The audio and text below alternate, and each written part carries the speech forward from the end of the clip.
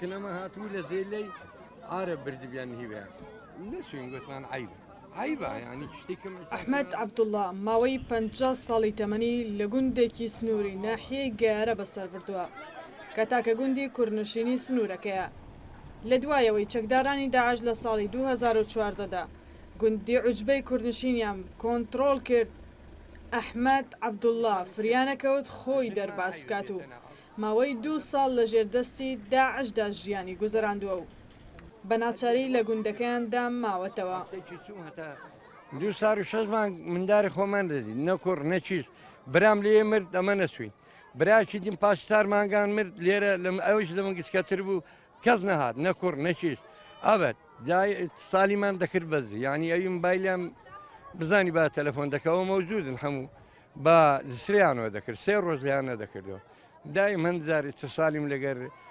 ئامر لیوای سپای 5 دەکرد لەگەر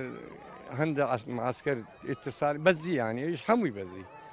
وەڵا ئەگەر دەیانگرتین ڕاز و ڕحیان دەردەهینێ دوای کۆنتڕۆڵکردنی گوندەکە لەلایەن داعشەوە کوڕێکی کە خوێندکاری زانکۆیە لە هەولێرەوە چۆتە گوندەکەیان تا باوکی ڕزگار بکات بەڵام ئەویش ڕێگەی لێگیرەوە و لەگەڵ باوکیدا 2 ساڵ لەژێر دەستی داعشدا ماوەتەوە ئەو دەڵێت بە مۆبایل و بەنهێنی قسەی لەگەڵ خوشکەکانیدا کردووە و ئەگەر چەکدارانی داعش بیان زانیبایە ئەوە لە سێدارەیان دەدا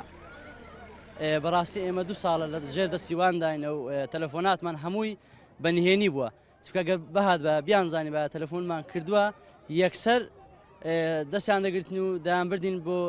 ئەزراعاتی خۆیان دایانگوت ئێوە مخەریبن کە پەیوەندی لەگەر جەماعاتی پێشمەرگە و جەماعاتی ئەولا دەکەن لەبەر هەندێک ئەمە نەمان دەتوانین هەرگیز تەلەفۆنەکانمان بەکاربین باشکرا لەبەرەوەی تەلەفۆنەکانمان بەنهێنی بەکاردەهێنا و خاستەن لە بۆ خزم و کەس و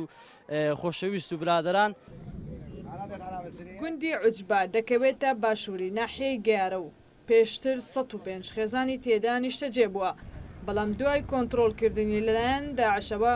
زۆربەی دانیشتوانەکە یاوارە بوون و تەنها 31 خێزانی تێدا ماوە لە ئێستەشدا ژمارەیەکی دیکەیان گەڕاونەتەوە گوندەکە و دانیشتوانی گوندی عوجبە پێشتر بە کشت و کاڵکردن و ئاژەڵداریەوە خەریک بوون بەڵام لە ئێستەدا تەنها بەو هاوکاریانە دەژین کە لەلایەن ڕێکخراوە خێرخوازیەکانەوە پێیان دەگات ڕێناسەلیێن ئارتی گوندی عوجبە باشووری شارۆچکەی گەیارە